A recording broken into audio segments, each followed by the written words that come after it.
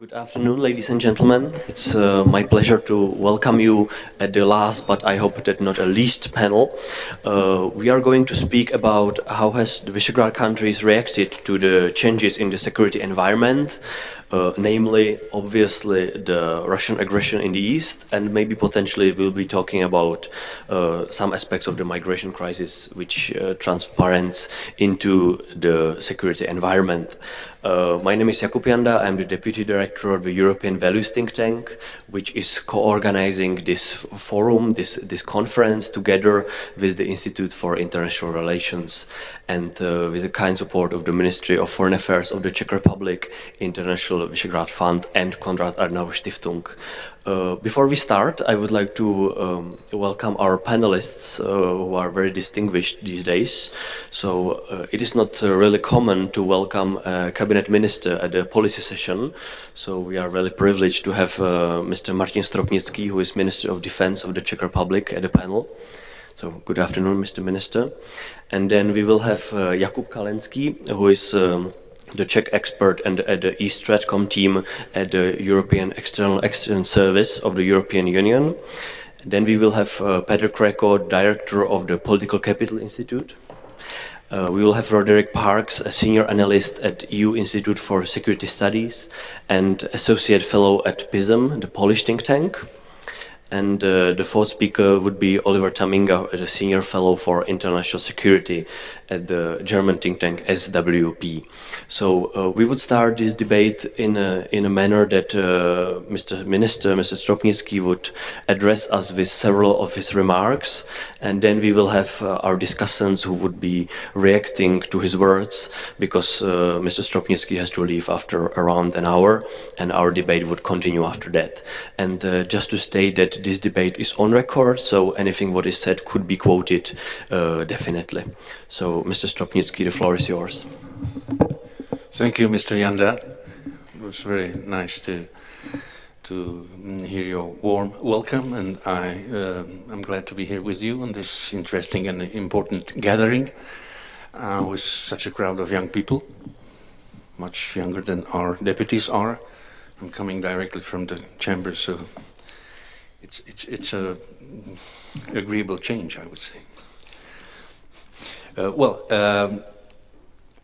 Let me start maybe with challenging the title of this panel. I'm afraid that what we have experienced in our security environment over the past couple of years cannot really be described as an abrupt change, because security and intelligence experts identified negative trends years ago and issued appropriate warnings. The problem is that, as often, decision makers have failed to connect the dots, build public support for investing into defense and security, and implement appropriate measures. Russia's aggressive conduct toward its neighborhood and the West has been clear at least since the 2008 war in Georgia. Moreover, official Russian documents, such as its military strategies, have for years designated NATO as Russia's principal adversary. Societies in key Middle Eastern and North African countries have been affected by bad governance, economic inefficiency, religious radicalism, and demographic explosion for decades. We knew all this, but perhaps hoped that it would miraculously bypass us. Obviously, I can't speak here on behalf of all the V4 countries, so let me focus on the Czech Republic. I'm convinced that our government has taken a rapid deterioration of the security environment very seriously. And I think that we have proved, in the past months at least, to be a reliable ally, consistently contributing to the collective defense of Europe. We have amended our key strategic documents in the area of security and defense, including the National Security Strategy, to reflect the current security situation. We now have a clear plan of how we are going to develop our armed forces and their capabilities over the next decade. We have stopped defense budget cuts and reversed the trend Over the next 3 years, our defense budget will cumulatively grow by some 25%, which will be one of the fastest increases in all of NATO. We have contributed substantially to the immediate assurance measures to boost collective defense of our exposed allies in NATO's east. We regularly carry out NATO air policing missions in the Baltic and Iceland. We contribute robustly to the NATO response force and the newly established VJTF. Next year, there will be the first ever V4 EU battle group. The list could go on, but to answer the question from the title of this panel, the Czech Republic has reacted to the changes in security environment as a major ally, I would say, and as a security provider as well, contributing its resources to boost the defense and security of our geographically more exposed allies. Visegrad regional defense and security cooperation is becoming ever more important. The V4 has proved to be a useful framework that cannot solve everything, but that can help us develop capabilities in certain areas. Most recently, opportunities have emerged for a closer V4 cooperation in protecting the Schengen border. Protecting Europe's borders has always been a part of the deal in exchange for removing the internal borders within the EU. Unfortunately, it has been neglected for years, and as a result, we are now unprepared to manage a large influx of migrants and in an orderly way. To remedy this situation must now be one of the EU's top priorities. The Czech Republic does not oversee any Schengen border, but we are ready to help, as we have demonstrated by sending our soldiers, police and equipment to Hungary. Cooperation in protecting the Schengen borders should be added to the agenda of the V4 cooperation. Of course, better protecting the external borders of the Schengen area is not enough. Above all, the root causes of the migration must be addressed as well.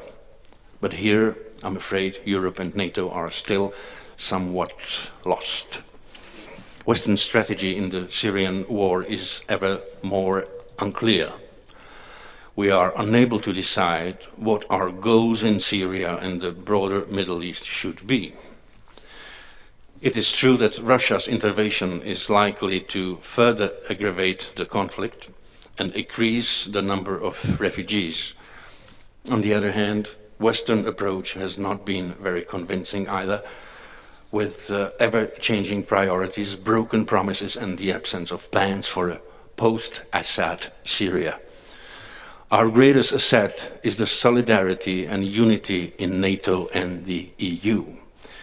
In reaction to Russia's aggression against Ukraine, NATO and EU members achieved a remarkable degree of cohesiveness. We have managed to speak constantly with one voice, which is remarkable considering the political sensitivity of Europe's relationship with Russia. At the same time, it is obvious that our rivals would love to see our unity collapsing. This means that legitimate security concerns of any NATO member must be duly addressed, which includes our southern allies as well. In fact, Central Europe has recently become a place in which security challenges from both East and South meet. This gives the Visegrad Group a special responsibility. Even though the V4 countries achieved an impressive degree of mutual trust and our cooperation in many areas, particularly defense, is very close, we occasionally differ on some issues, which is completely natural. Our histories and historical memories are not identical, and neither is our geographic location. But important thing is that this does not prevent us from working together in practice. V4 defense cooperation has considerably benefited from this flexible approach. Thank you. Thank you very much for your opening remarks. And now I would ask Péter Kríko if he could have a reaction to what Minister has just said, and maybe other panelists, if they would like to react or pose questions. We would have around 40 minutes of Minister's time, maybe less. So we'll see. Péter, please. Thank you very much, Jakub, and thank you, Mr. Minister, for the opening remarks. It's a real honor to be here in this place and in this between this distinguished audience. I'm not in an easy position, though. I'm in an easy position because I'm not representing any government or authorities, so I can freely speak. On the other hand, I don't want to paint a pessimistic picture after such optimistic notes that we could just hear about the chances and future of the Visegrad cooperation.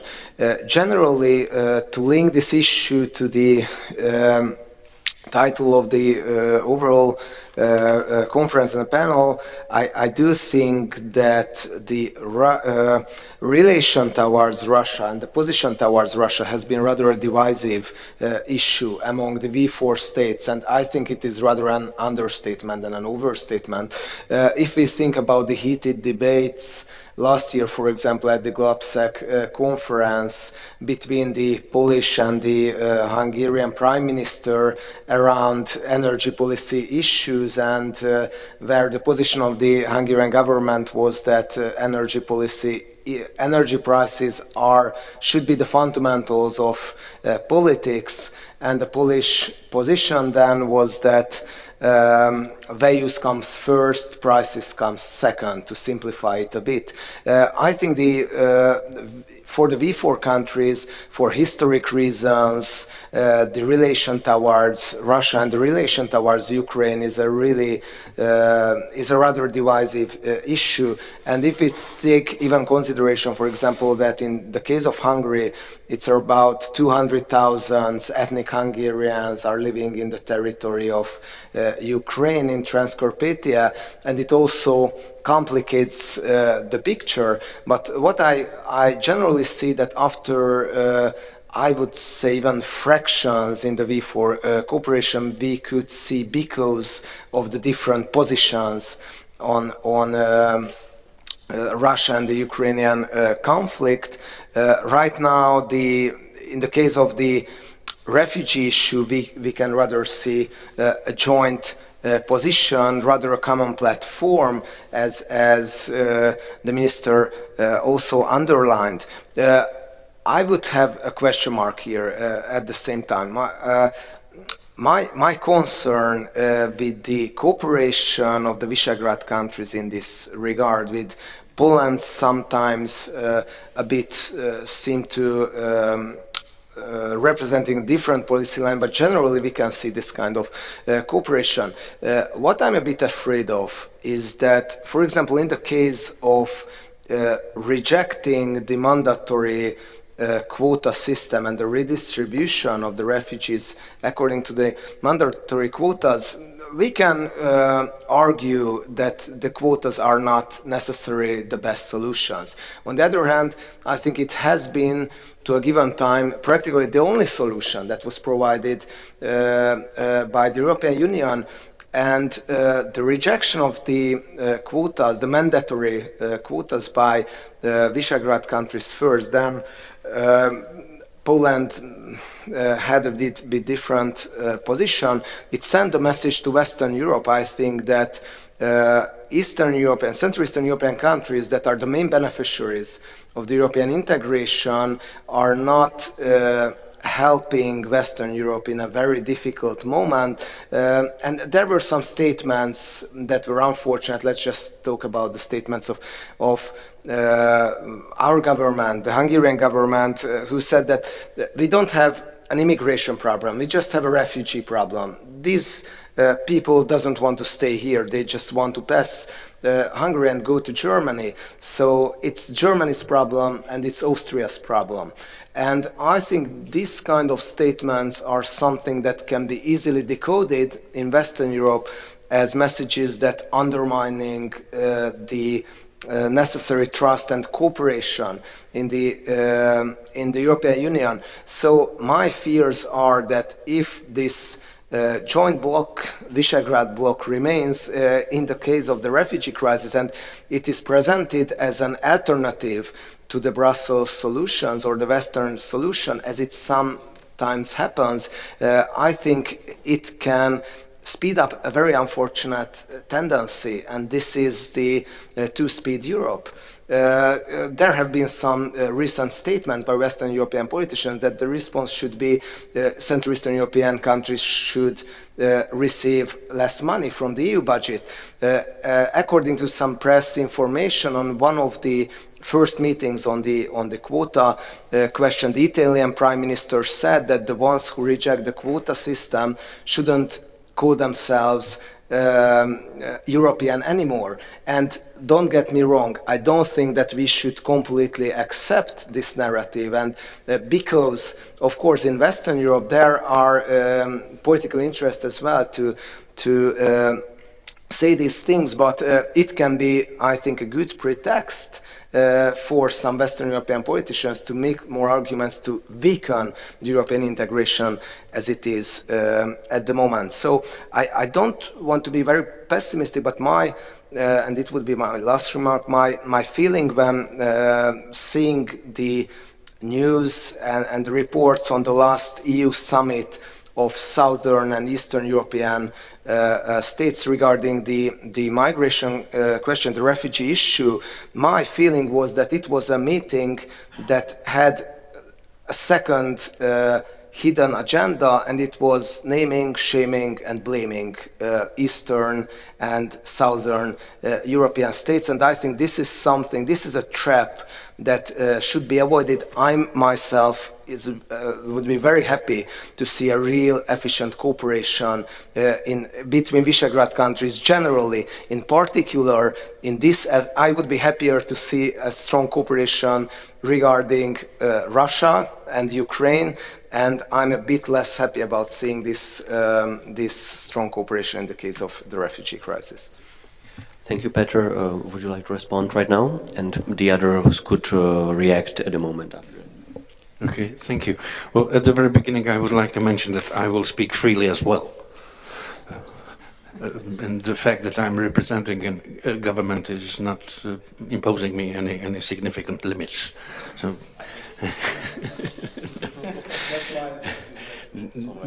dividing the positions within V4, I would not be that pessimistic. Of course, there are differences in accents. Sometimes it seems not to be only in accents. But very frankly, when we have a session of the defense ministers within EU in Brussels or alliance in Brussels, the unity is there. So on a practical level of making policy or common policies, I don't see any disturbing tones, or how should I call it. Of course, there are even sometimes big differences in the way the countries within V4 are perceiving the situation.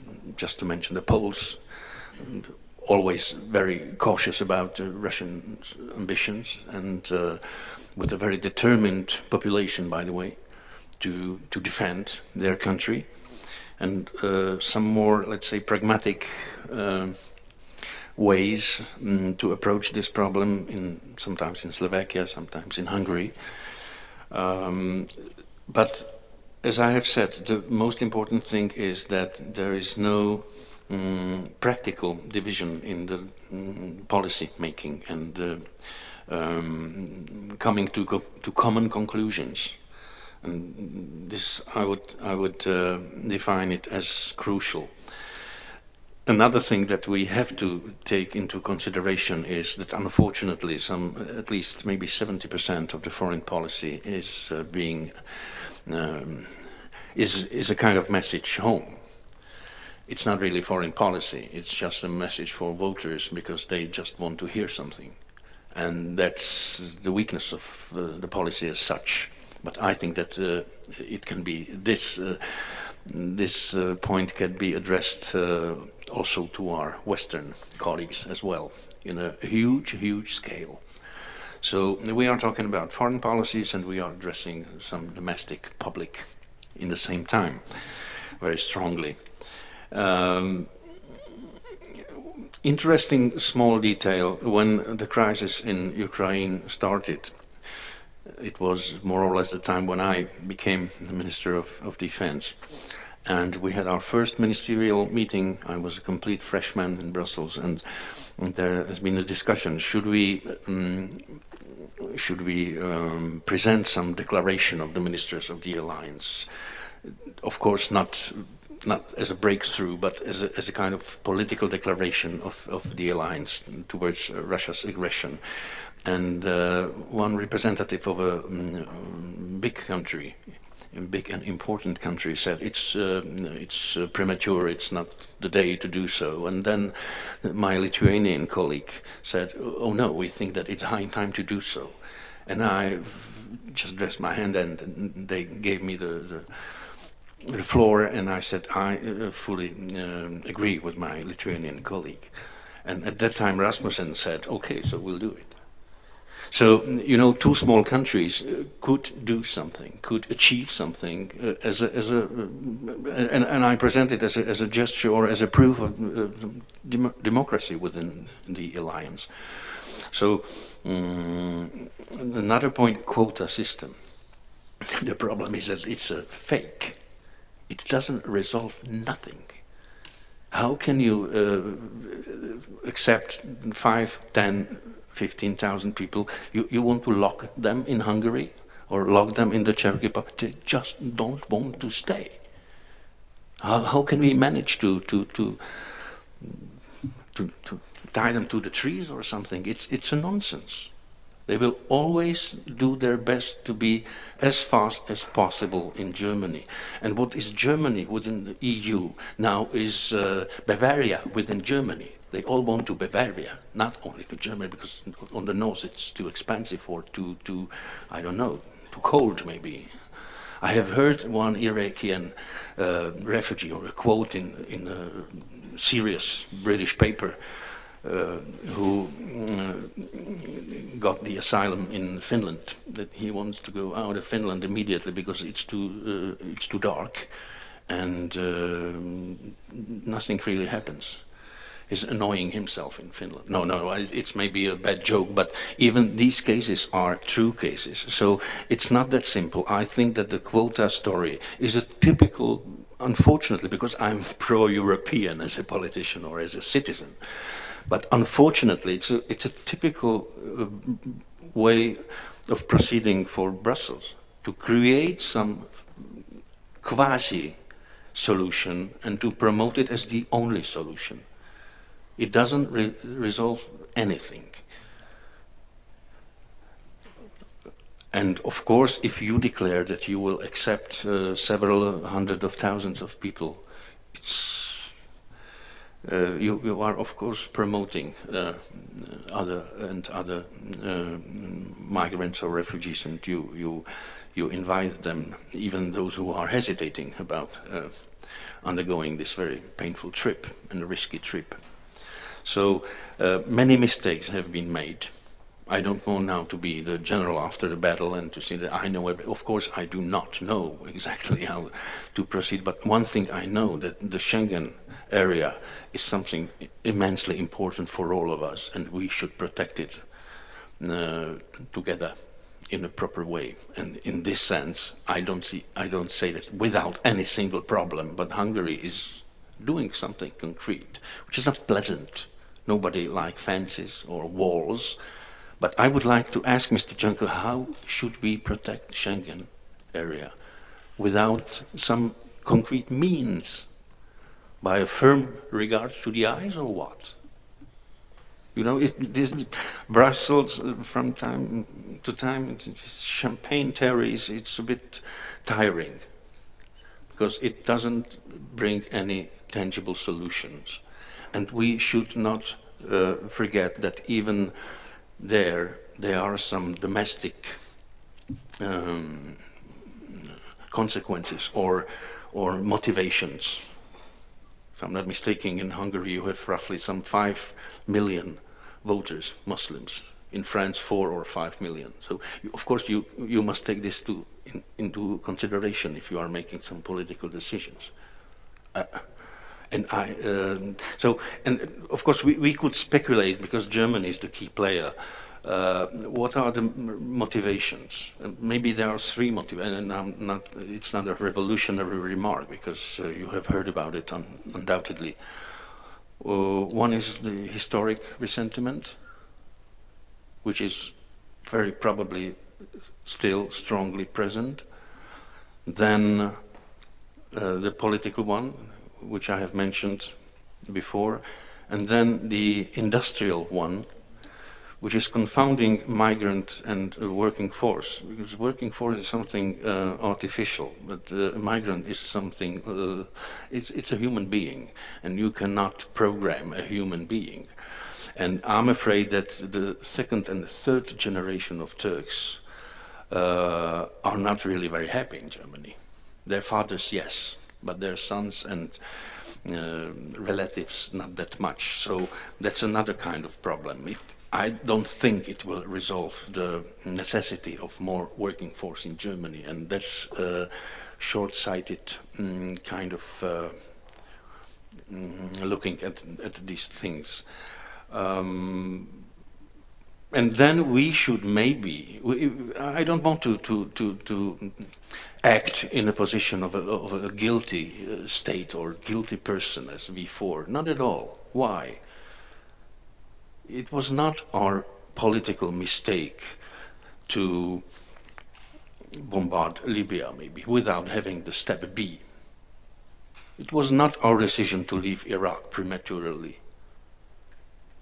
We did not make these decisions. Some others did. So I would be modest on their places. With all respect to our membership in EU, membership in Alliance. But I really don't feel myself in a position of a black sheep of the family, no. Thank you for your remarks, and now we would have direction by Roderick Parks, who would have more maybe a Polish look on the things, since he is connected to PISM, a Polish think tank. So Roderick, please. Thank you. All right, I'll put my Polish hat on. I'm from the Isle of Man, so we have a flexible identity. Just in reaction to what you said, Minister, I've got 4 quick points. And I think my overarching theme is that what formerly linked the Visegrad 4 has now turned into a weakness. So my first reaction was, and you can take everything I say with a pinch of salt, but I think the first thing that linked the 4 was a faith in Western norms and the power of integration to overcome questions of history and geography, which is something that I found attractive coming to the region. That's flipped, we're at the end of history. History is back, geography is back, and the idea that history was at an end is over. So when you say that people were warning in the ministry about aggression from Russia, about demography in Africa and the Middle East, I think it's rather more that our mindset has changed. Particularly in this part of the world, I think we've been told to disregard those factors. That belonged in the past, and I think governments in this part of the world were still in a sort of learning phase. They were receptive. Brussels tells us what to do, so we'll do it. And if anybody put up their hand and said Russia is aggressive, then Brussels would turn around and say, don't be so silly, that's the past, and you're stuck in the past. Now suddenly that history has returned, and people in Brussels are saying, well, why didn't you tell us about this, and what do we do about it? So it's not that we didn't have the capacity in this part of the world to read what was happening, it's just that we sort of didn't believe it, I think, and now that's flipped. So that sort of faith in Western norms and the readiness to learn from Brussels, from Washington, has suddenly flipped around, and I think people are saying, right, well, how do we react to it? Second weakness, I think, which used to be something that gave cohesion to the Visegrad 4 is that I think the region is still sort of mid-integration. It's, you know, only one of the countries part of the Eurozone. It's part of a region that was sort of integrating westwards. And I think the rules and norms that the EU had in place to deal with things like refugee policy were based on the premise that we were spreading peace and order outwards. So something like the Dublin regulation is based on the idea that we will be making waves of countries safer to send refugees back to. It's only when the outside world suddenly collapses that countries that are, you know, the latest to join the EU suddenly find themselves on the front line, and as you say, they find themselves as transit countries, as refugees, migrants want to head to the affluent Nordic countries or to Germany. So that sort of mid-integration process, which used to link the region, I think, has now exposed it to very heavy pressures and turned into a weakness. So that's the second one. I think the third one is proximity, which, as you suggested in your speech, isn't the same as having a shared geography or a shared history. You know, the countries are close, but geographically, those slight differences even do matter politically. And that exposes us, I think, again, politically when we're dealing with Russia and the East. But also towards the South, that we're dealing with a problem that isn't proximate. You know, what's happening in the Middle East and North Africa is distant, and we're not on the front line for that. So again, the fact that the countries are close together, we can probably all agree that you know, the Middle East and North Africa is a lesser priority than Russia. So that proximity, which used to join us, I think, in this region has now become a weakness. And the fourth thing, I think, and I'll finish with that, is you know, a lot of the common weaknesses in this part of the world that I think, you know, a few years ago we could all agree on and say, okay, well, let's work on that, are now coming back and biting us in a big way. And the prime one, I think, is a sort of lack of social capital that comes perhaps with sort of post-communist history, which makes it more difficult, I think, to absorb refugees and migrants in this part of the world, but also to communicate that to the rest of Europe without sounding very defensive and aggressive. And I think that's something we need to work on too. So, you know, these are my sort of four reactions with the sort of common theme of what you used to link us in terms of having a common agenda has now flipped around and become a sort of common weakness. Thank you, Roderick. Mr. Minister. Thank you. I will try to be very, very brief, but nevertheless to respond. I think that your first point, it reminds me of Sir Robertson, yes, last year said a marvelous sentence. I will try to quote it, but I will certainly not be that concentrated. He said, Europe always thinks that the thing that will never happened, which is absolutely impossible to be real, that's exactly the thing that happens for years and years. And that's unfortunately true. And that's a bit of the Russian story now, because it has almost no logic, it has no ratio, or how should I call it? It's just an emotional step, and another one, and another one. So I don't think that it's possible to preach some wisdom or some experience. Humanity is against, you know, and it's so we must repeat again and again, unfortunately, the mistakes our fathers and grandfathers made. Maybe I'm too pessimistic, but no, it's in quotation marks. mid-integration. It's an interesting definition. I think that there is still this feeling of the Eastern ones and Western ones, and it will take some more time, unfortunately. I thought that 25 years would be enough, but definitely it's not. So, on the other hand, in certain ways or in certain issues, we had to be much more up-to-date or prepared than other states already members of EU. We had very tough standards to be allowed to enter the club.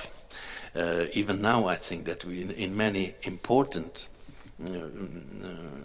specifications or figures, we are better off than others, and still we are considered as emerging market, or how should I call it? And this prejudice will last some more years, unfortunately, probably.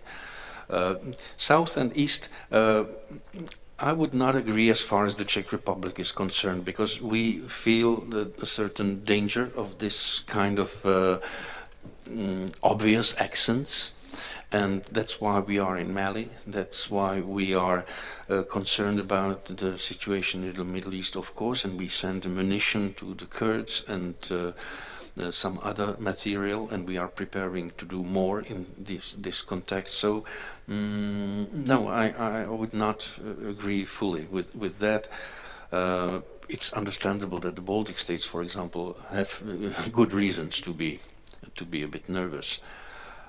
Social capital lack, good remark as well, but of course the negative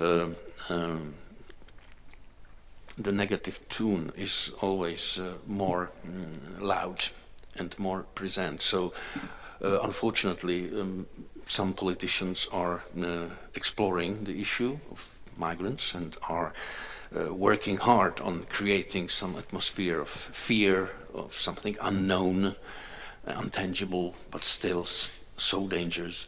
And it's unfortunately bringing them some points in plus.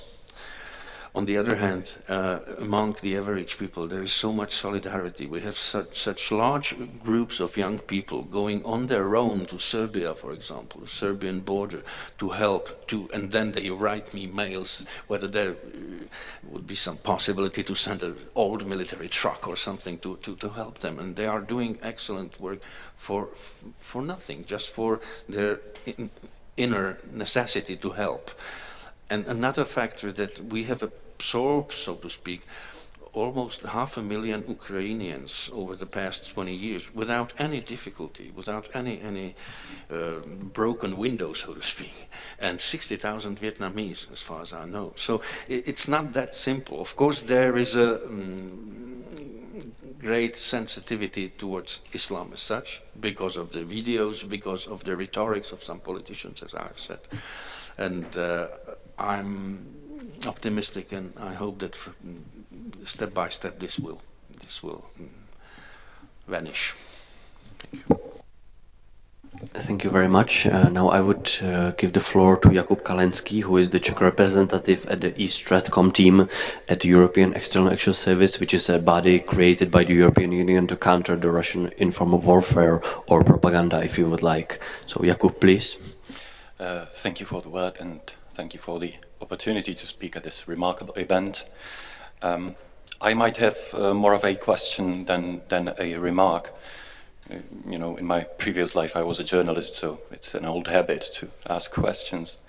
I just recently returned from the Ukraine, and what I heard from many people, not only at the governmental but also in the non-governmental level, you hear many times that the Ukrainians are afraid that Europe has sort of exchanged them for Syria, that we focus more on this migration question, refugees, and that we forgot about them, which they quite do not understand. As one person said there, well, we are the last Europeans who died for the European values, aren't we? And it seems to me perfectly sensible. Yes, they tried to make their own choice, and some bigger player didn't want them to, and that's why 10,000 people died there. So maybe I would like to ask, do we have some sort of ranking? Can we say what is the bigger security threat to us? Is it migration, or is it the Russian disinformation campaign? Do we know that? Well, that's the question for the minister. That's $100 question for Nobel Prize.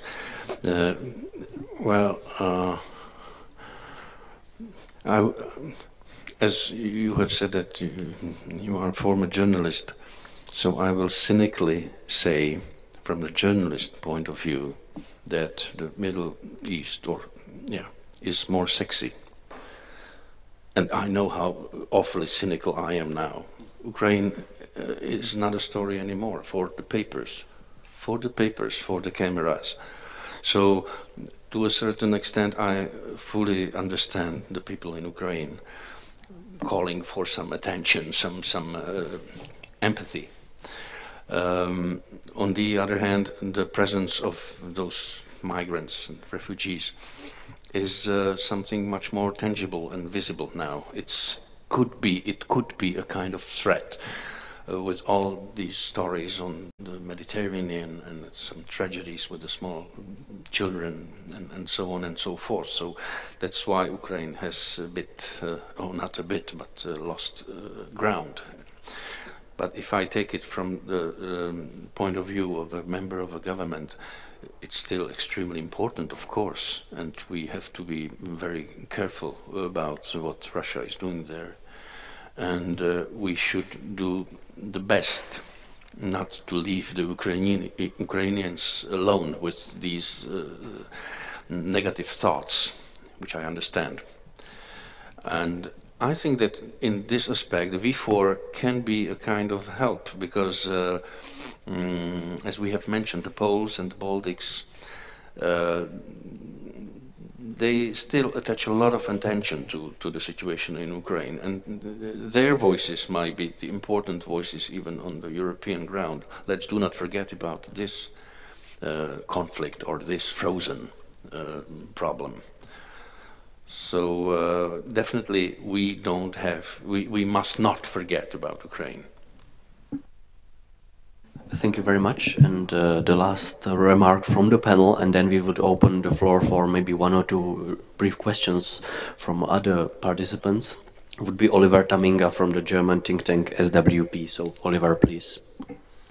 Yeah, thank you for invitation and giving me the opportunity to participate in this discussion and to share some thoughts as well. I would like to raise another question, then remark also.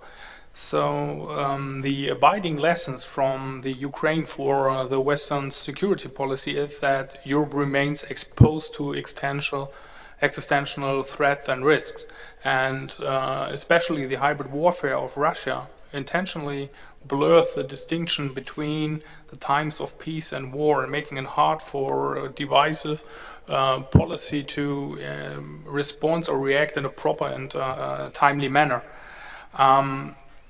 Yet, to deter hybrid threats, military means and military logic are not longer enough from my point of view.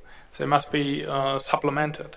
The nature of hybrid threats demands that defense planners engage all parts of society in defensive efforts.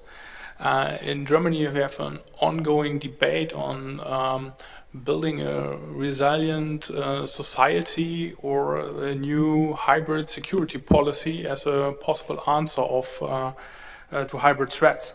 Therefore, the military must remain an important element. However, a comprehensive defense approach is required, because hybrid warfare is based on tapping into a wide area of society resources and mobilizing them for political purposes.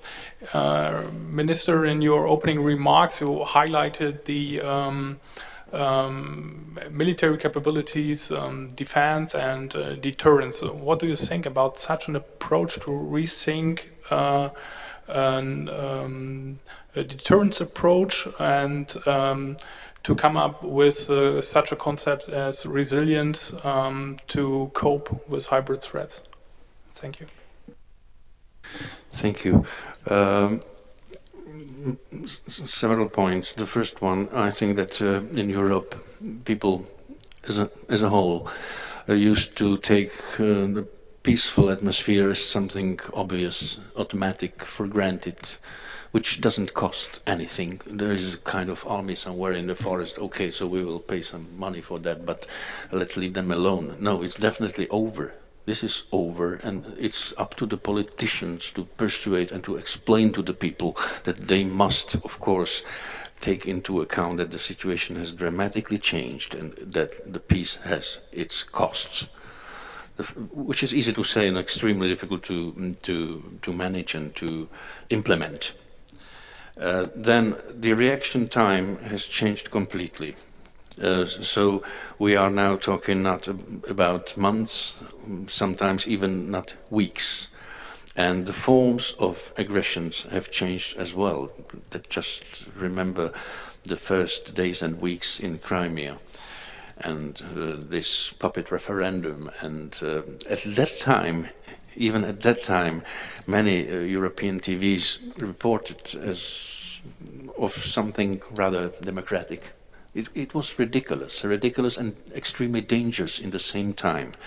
Even our public TV, I remember the journalist standing in front of a tank, of a Russian tank, saying that basically it's okay, that it's calm, and the citizens are politely going to the voting rooms, and there were soldiers with Kalashnikovs in the same room. So we are extremely slow to react, even mentally, not militarily, but even mentally. We are not used to something, and Putin is doing things that we have forgotten that may happen. And he's doing it as a kind of program. So we should maybe finally open our eyes and accept that his rule, the only rule, is no rule at all.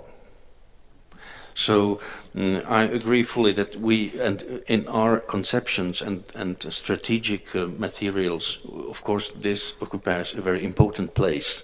The time of reaction, the way of reaction, and the capacity to react to a kind of city guerrilla war or aggression. And of course the media, because what happens in the Czech Republic now is a massive bombardment of anti-alliance, anti-union and anti-USA, the propaganda, which is almost on the edge to be ridiculous, how stupid it is. But it works sometimes. And the atmosphere is getting even tough, and I receive a lot of very brutal mails because of my opinions, and but that's something which goes with the fact of being Minister of Defense. But of course it's not pleasant, but it's not important that it's unpleasant. It's important that it's present in the society, and it's still underestimated, I would say. We should do more against it. So, thank you. Thank you very much for your remarks, and now we would have around 1 or 2 questions or short, brief remarks with a question from the audience, if there are some. Exhausted everybody. Appears to be. So please could you introduce yourself briefly?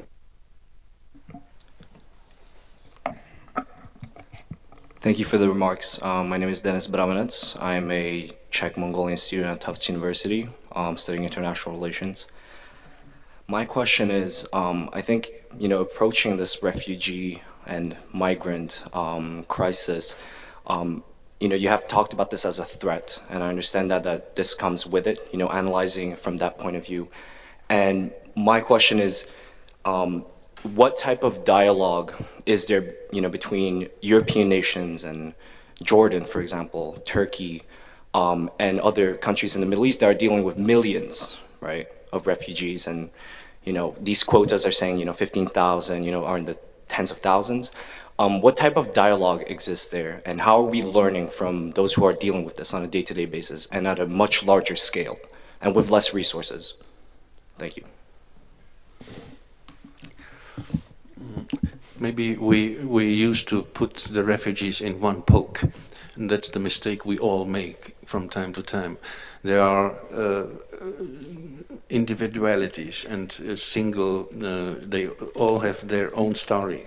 They have the family or they do not. They have led their family in Syria, for example, and they intend to take them to Germany 1 year later or something. They are really, even these popular young men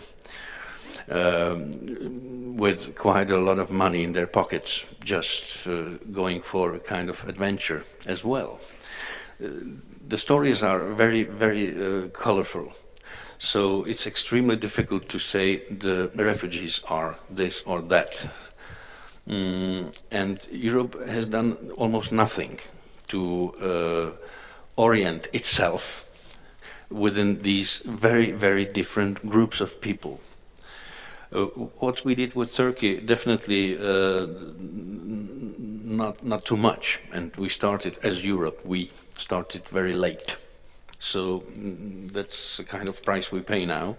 And Turkey is very aware of this, its strong position now, imposing conditions. On the other hand, it was not that much fair to let them with this camp where 2 million refugees are living right now. Jordan is another story. Jordan is a kind of island of relative stability within the region, a small miracle even, I would say. And we try to have very close contacts. Now, as Czech Republic, the Prime Minister was there last weekend, and the President a couple of months ago. We had a marvelous unit of Jordan women from the army, the special forces in Ostrava, 2 months ago, with a women general. We don't have a general, a women in the Czech army. They have 3 women generals. So no problem with culture differences, so to speak. It's really a textbook example of a Muslim country which is completely in balance with the so-called European values. So Jordan is certainly a country to cherish, so to speak. Thank you. Thank you. Maybe time for a last question to the minister, if there's some. Oh, sorry, please go ahead. My name is Annarina Kirch. I work for the German Marshall Fund in Berlin. And I have a question for the minister as well. You said that the mandatory quota system is not getting to the root causes of the refugee crisis. And I would be interested in the question if there is any joint position of the Visegrad countries, how the root causes could be tackled, what the EU should be doing, and how the Visegrad countries could contribute to that. There is maybe not a last version or something really updated as a V4 position as such, and of course because of the elections in Poland as well, and we are eager to know our partners as soon as possible, and I have even quite optimistic news about it as far as the Minister of Defense is concerned, the new one.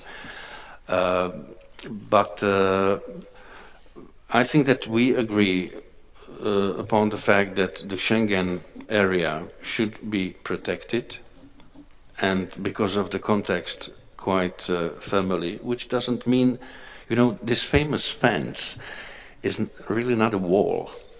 They are, so to speak, doors as well.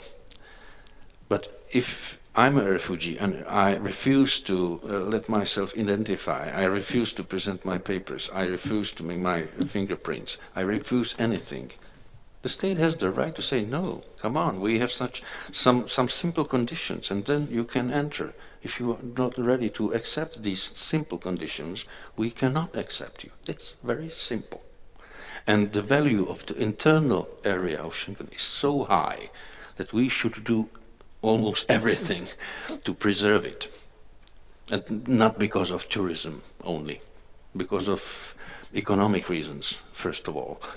So I think that I'm not here to present a V4 official opinion on that, But as far as I know my colleagues, and as far as we had the opportunity to talk about it, I think that we agree on the fact that the Schengen area must do something for its external protection.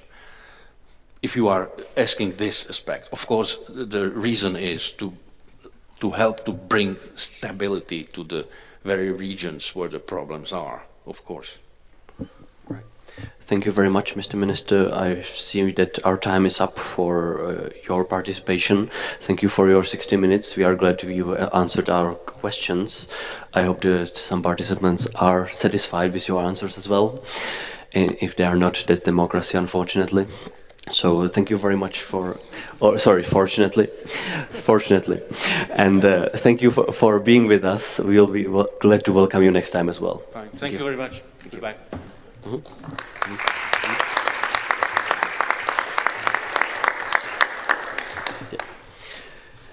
And now, if I may, we would continue with the debate with the panelists and obviously with the audience as well. I wanted to ask Péter if he could expand a bit on what we would expect out of the Russian influence in Central Europe in upcoming months, since the refugee crisis has taken a strong hit to the political level discussion and also to the ordinary people. So whether there is something we could see related to the Russian influence in Central Europe in upcoming months.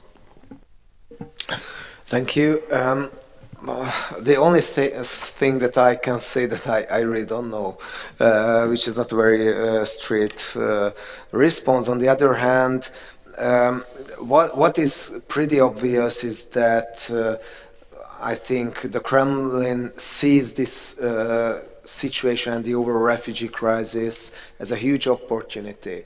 And given that the military doctrines and even the semi-official neo-Eurasian ideology of the Kremlin states that the West in general, the NATO and even in EU particular are rather enemies than allies.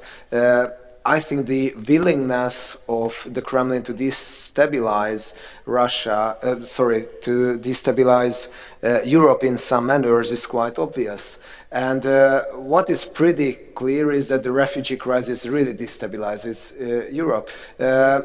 Most of the cases, it is not, the situation is not like that Europe is a very peaceful, calm place where there are no conflicts and then the evil Russia comes and creates these conflicts. The situation is that there are pre-existing vulnerabilities, pre-existing weaknesses, and this is what are quite easy to exploit from outside, and this is what I see a major threat. What is quite clear is that the Russian media depicts this overall refugee issue as really the Armageddon in Europe. So it's the end of the world, it's a huge apocalypse where European states are really unable to cope with the situation, which let's say contains particles of truth, because we really see that there is a lot of political hesitance over how to treat this problem. On the other hand, there are some information, let's say semi-information that we have around. There might be some participation of Russia in shaping the events that are related to the refugee crisis. To be concrete, the Croatian defense minister said in an interview recently that his Hungarian counterpart said that he knows that Russian buses are bringing the refugees from the Serbian border to the Croatian border, and Russia actively participating in transferring the refugees. The Hungarian government denied, they said, such a statement, but it's hard to think that it was just a confabulation of the Croatian minister. It was denied, but I think I can easily imagine that this information is true. What is strange, on the other hand, is that most of the politicians on the governmental side rather blame the European Union, George Soros, Washington, and other players for the refugee crisis. I haven't heard at all that the Russian government is mentioned at all, while I think with the Russian intervention in Syria, the overall refugee crisis will remain at least as big problem as it has been. Thank you very much, Peter. Anyone to jump into the discussion? Roderick, and maybe somebody else after him? Okay, so please shoot ahead and we'll see if somebody shows up.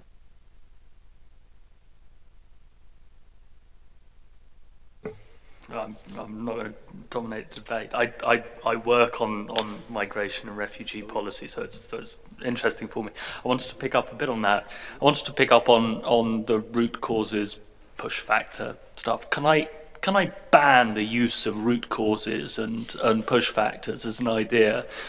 It belongs 10 years ago, I think, where we thought in terms of push and pull factors, and I was sitting until a couple of weeks ago in Sweden, and they're still talking in terms of push and pull factors. We in the north, we pull, and in the south, they push, and of course the refugees come here. And the policy response is to contain the problem in Syria or in Iraq and in Afghanistan, and then reach a political solution, and then you've contained the problem. That may have been true 10 years ago, but the world has changed since then. So, I give the example of Afghan refugees. Where are they coming from? They're not coming from Afghanistan, they're coming from Iran. Why are they coming from Iran? Iran is a country on the up. Why would people be emigrating in large numbers from Iran? Well, Iran has approximately 1 million Afghan refugees on its territory, most of them without the correct papers, and it keeps them in limbo on a 6-monthly basis as to whether it's going to renew their papers. And so Iran is using that politically as it makes the shift from being a soft power in the region to being a hard power, as it's playing with Turkey over, regional power. If we don't renew their papers, they're going to head through Turkey. And in its dealings with the EU and Washington in the context of the nuclear deal. So there's been a fundamental shift, I think, from the idea of sort of push factors in a single failed state to what's really happening, which is that the whole region is rebalancing, and that refugee flows are being politicized and weaponized and used as leverage by Iran, by Turkey, by Damascus, and that whole chain up to the happy Swedes in the north. So I've banned the use of root causes and push factors. The reason I do that is because if you then have this policy of, let's address the root causes, either you reach a political solution within Syria which doesn't solve anything but strengthens 1 or 2 people because you desperately need to stop the refugee flows. They can't do that, but they'll take the concessions.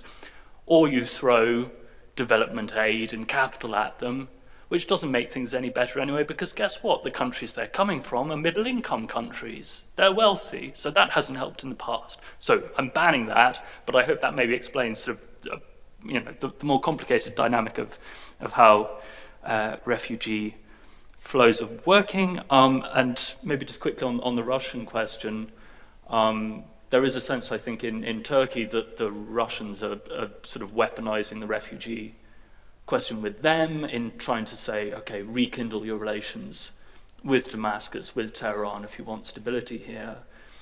And I was in Iceland in the Nordic Council yesterday, and they were having a conversation about how were the refugees getting into Norway if that wasn't the Russians that were helping them in. So there does seem to be a little bit of, that the Russians are, as the Iranians, weaponizing the sort of refugee question. I hope that wasn't too long, sorry. You weren't, but definitely.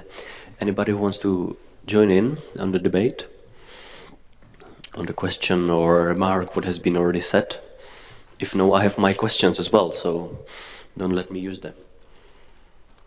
Okay, so probably I will, and I will ask maybe Roderick once again, but very briefly. Everybody wants to know what happens in Poland and how it affects the refugee crisis. So if you could guess, I know nobody likes guessing, but you can try. So what would you expect out of incoming months, out of the new Polish government, probably formed by PIS, apparently? Regarding the refugee crisis, I expect everybody has to ask you on that. So sorry for being the last guy. No, I do, and I'm afraid I can't answer you because I'm now an EU official. But actually, I would quite like to hear the speculation from the rest of the panel, if I may. But I would say when I was sitting in Berlin.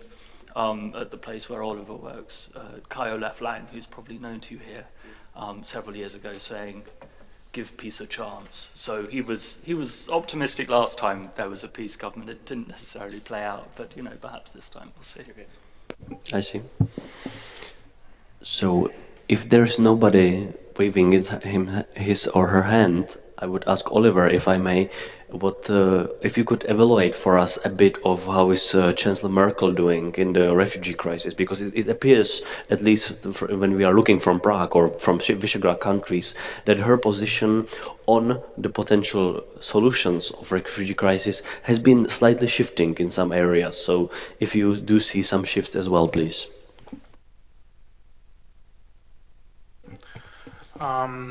I would say currently Chancellor Merkel is under pressure, and as well as her position, because her position is briefly, yes, we can. And anecdote from yesterday, there was open debate with citizens in Bavaria, and the refugee crisis was one of the hot topics, and one of the participants told her, yes, me and a friend of mine supporting your policy and promoting your position. And she answered, oh yes, okay, then we are three. So especially in Bavaria, there are a lot of opponents, because the majority of the refugees come over the Austrian Bavarian border into Germany, and all the officials and the institutions are under pressure as well. And there is a shift in the positions, because for example, the Social Democrats also say, yes, we can, but there's an end, and we have to cope with the situation, and we have to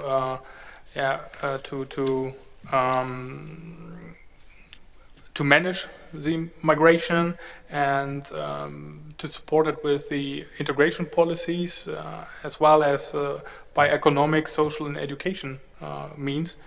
Therefore, it is important to integrate these refugees and minorities in the future in such a way they are less vulnerable to radicalization and disinformation in the future. And I think this is one of the or should be one of the main objectives of in this refugee crisis.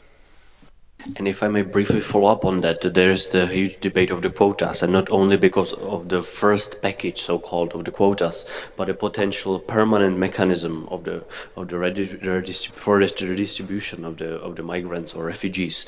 Would you see that the German government could be pushing for it in upcoming months? Because there's been a lot of talk about it. It appears that the government or German government says it would in upcoming months, but apparently the Central Europeans are really firm in their position, and not only because the minister said so here in this meeting, but apparently that's a long-term position of the whole bloc, it appears. So would you see the German government doing so? Yeah, I personally would agree to the minister, because to me the quotas practically make no sense, because the refugees want to come to Germany, to Britain, to the Nordic states, and will not stay in other countries, and therefore we have to deal with the situation. However, one of the positions is that we can't deal amount of refugees from 1 million a year coming to Germany for the upcoming year. So we have to talk about quotas or about a mechanism to in burden sharing in this question. However, I'm not quite sure how we will reach that goal without the support in the European Union. I think there's no short-term solution in that question. Commissioner Stefan Filler, please. Can I just one short thought? Maybe it's important, to realize what we are talking when we refer to sort of the permanent mechanism here. On one side, I understand sort of the uneasiness about a big neighbor like Germany, where the Chancellor is saying, you're welcome. Huh? Everyone is criticizing this move in this part of Europe. Actually, most of the people criticize. But many of them forgetting that if not for that gesture, we would have much bigger crisis on our southern borders and in the transit countries, that's for sure. But my question is, are we talking about redistributing, sorry for that word, of the asylum seekers from Germany? Or are we talking about the asylum seekers once they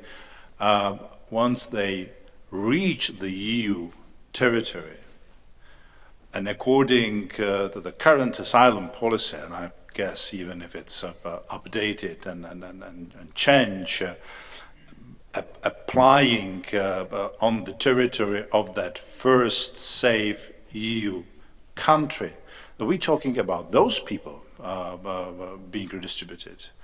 Not necessarily those the other member states would sort of voluntarily admit. I would find it extremely difficult for any country, a second step after Angela Merkel sort of made that important gesture, whatever other adjective I could add there, but it was an important gesture. That the next steps would be, and now reaching sort of the German sort of level of how many people we could actually have. I want part of them to redistribute it to other member states through the obligatory quota. Wow, that's I cannot imagine this. But we need to think about, once we put the whole system in order, and the the control, not protection, okay? Control of external border. It's also a different thing, is an important phenomena. Then we will have to address the special responsibility of those countries who are on that external border, okay? Here in the Czech Republic, the minister made that point. We are ready to support Hungary. Oh, that's fine, that's first steps. But when you say this A, I'm sorry, you have also to say B, okay? Because Hungary does not have only responsibility to control, and again, not to protect, control the border, of the external border of the EU, but it has also other responsibilities. Huh? And those we need to tackle the tens of thousands of the people reaching the Hungarian territory, asking for asylum there, and I guess this B we had always difficulties, and not only in this country, but in the whole region of the Central Europe. Thank you, Stefan. Anybody wants to jump in? Roderick, please. Yep. Sorry, as I say, it's only because I'm working on the issue. Oh yeah, what fun! Keeps me in business. Maybe just a word on the politics of the refugee quotas. Brussels policy making on the issue has been a bit of a mess, it has to be said. I say this off the record, the one or two stories. I think the 10-point plan that the Commission produced on how to deal with the migration problem was produced by someone in Juncker's cabinet writing an email on a Friday night to his colleagues in Mogherini's cabinet, in Tusk's cabinet, and Avramopoulos' cabinet, saying, we need a 10-point plan by Monday. Could you all give me 3 points, and we'll choose the best 10 to put to the press on Monday. As I say that off the record, but you can see that this is the nature of policy making at the moment. From what I hear, the quota debate followed something similar in that it was a French idea. They wanted a relocation program. When the Commission sold it as a quota program, the French Prime Minister, who hadn't been properly consulted on it, threw up his hands and said, we absolutely don't want that, even though his Interior Minister had been saying, yes, that's absolutely what we do want. And it was just the difference of language between a relocation system and a quota system. The fact that the French and the Germans turned down the initial proposal then relegated the other points on that agenda down the line, and it became increasingly important that we should show solidarity and put in place a quota system. So what was supposed to be a sort of a quick win for the EU and a measure that they knew would go through quickly and the EU could show a common solidarity approach, because of a simple miscommunication, was knocked down and has subsequently become the sort of biggest issue for them. So that just on the nature of. Can I comment this one? There is a myth. The myth that in so many years since the Rome Agreement, we have built a real European strong institution, the EU policies, the means to implement it. Well, it's not the case. What we have not changed is the basic instinct of every politician from the member states. Whenever the crisis hits, the instinct says, just look to your country. Okay? And there have been a number of the cases. The Czech presidency 2009, it took Topolánek, the prime minister at that time, 2 months with the great help of the European Commission to put together the member states who at the beginning of 2009, already late 2008, started to react to the first signs of the economic crisis by considering seriously the protection measures, giving up on the rules of the state aid, and so on. So it took some efforts, to put sort of the member states again together and said, no, guys, European way. Okay, we have agreed on certain rules and they apply also in the bad weather. Okay? But then since that, it got worse. You had the financial crisis. The migration crisis has exposed this rift, this impression that we have the working EU policies, but actually in the end, we have the member states delivering on those policies, and whenever there is a problem, again, the instinct of the politicians is clear, and no European Union is going to change it, at least not the one we know today. And that's what we're facing.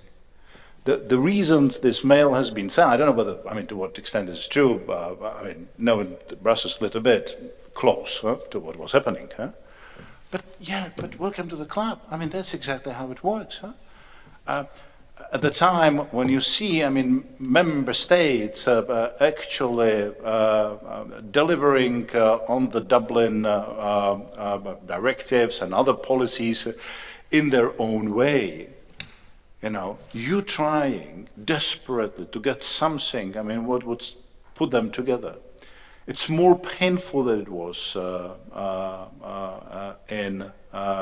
the time of the economic crisis in 2009. But we will, I'm sure, be able to find at the end of the day the solution here, the European one. But the true question is, and you were debated the threat assessments from the south and from the east. No one has talked about ourselves. Okay, this is what the problem is. Because if we don't do anything with this kind of myth and this kind of instinct that each and every time we'll be looking, I mean, the German interest, the Czech interest, and other countries' interest, and only then painfully sort of coming back to the European sort of solution, which is the only one which could work. It's going to be quite a rough way ahead.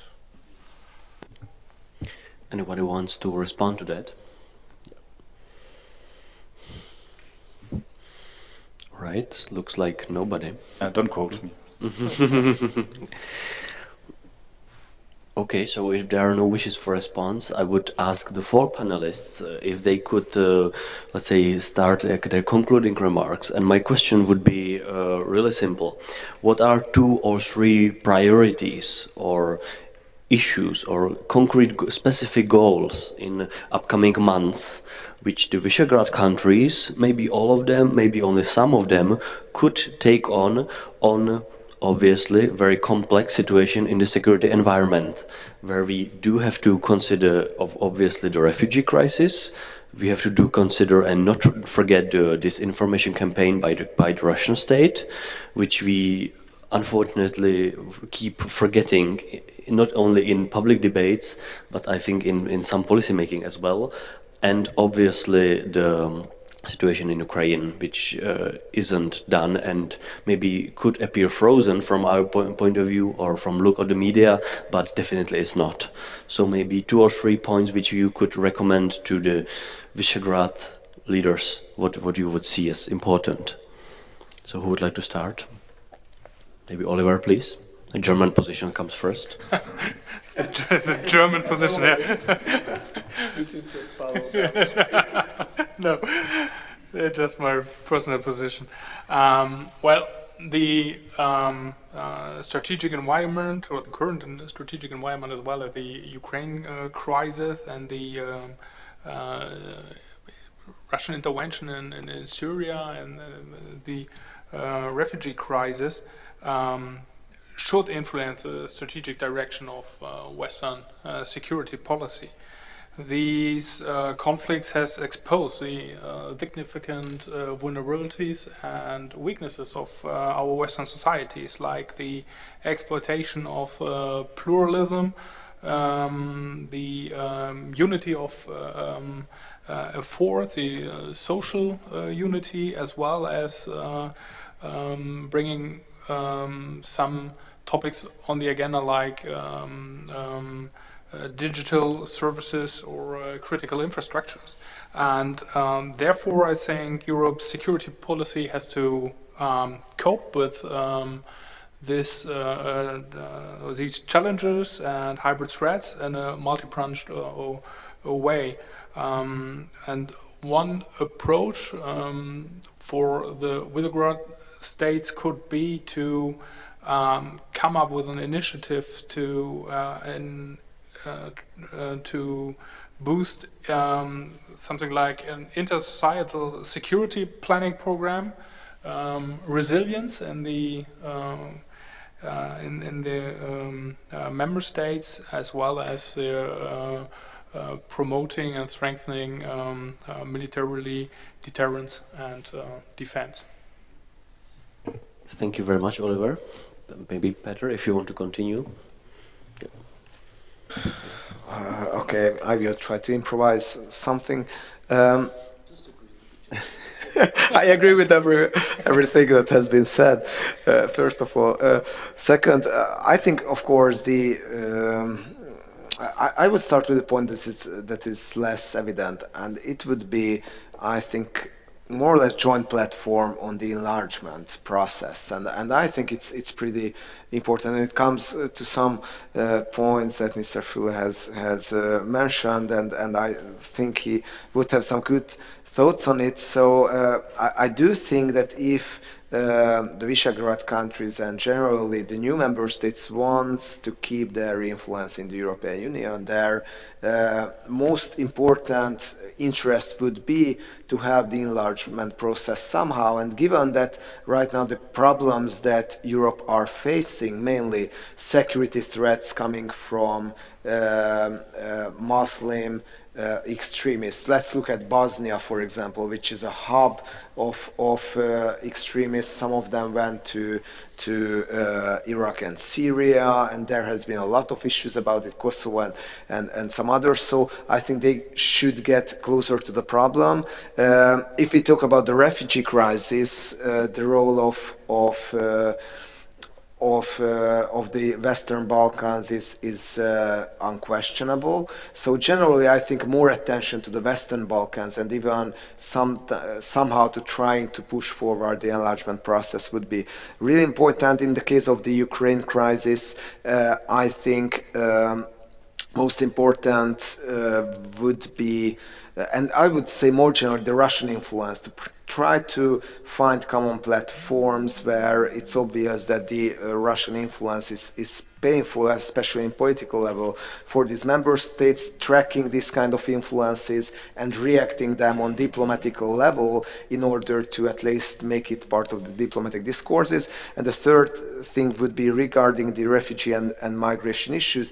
These countries are having aging population that are decreasing in an even quicker pace than in Western Europe. So it's quite bizarre, I think, that a lot of politicians are talking about against refugees and against immigrants. On the other hand, there is more and more lack of workforce who would, and these countries are in the need of immigration. So I think it would be timely to talk about the integration as well, not just how to keep away all the aliens that want to come to Central Eastern Europe. Thank you, Péter, and I would give the floor to Commissioner Stefan Füle for his remarks. Something what is not in contradiction to what both of you said, and I'm sure also what you're going to add. But I will have three recommendations. The first, please do not weaken but strengthen the organizations which are so important for your security, defense, and well-being. Which means NATO, no bilateralization, regionalization of security. In European Union, it means let's stop hiding behind sort of no policy approach and come out with some yes policy approach. And please do not forget the OSCE, the Council of Europe, and other important European organizations. And I hope you talked about that. And I'm looking forward to the German sort of chairmanship in office of the OSCE. Second. Let's reverse this extremely dangerous trend that we are more and more divided in our threat assessments, the East and South. I have been in a number of the conferences where more and more time is attributed in the South, accusing us in the East of not understanding, and us in the East doing exactly the same as far as the South approach. And it, I think, is relevant for both the EU and NATO. And the third element I just made a minute ago, I mean, please let us all take extremely seriously the lessons learned, because it will not get easier and easier, it will get actually more and more difficult. So changing the European Union, based on those lessons learned. Thank you very much, Stefan. And Roderick Parks, please. I think I'd pick up on the themes of resilience and enlargement. Firstly, on resilience, I think this part of the world would do well to, I'm as I say, my hat is refugee policy at the moment, so that's sort of the way I'm looking at the world. The EU and virtually all of its member states are very bad at early warning when it comes to migration trends. I think only Sweden has an early warning system for migration. Almost every other country, insofar as it has a sort of early warning system, looks at migration, refugee flows as an indicator for another kind of disorder, but they're not looking at the predictors for migration and so on. I suspect that there's probably a spot for the Visegrad countries to be looking at early warning in this field, which means that they need to get better at being open and sharing information about how they're dealing with the problem, or the challenge, whatever euphemism you want to use. The second point, I think, is that I've always thought that the Eastern member states have a rather attractive vision of European borders.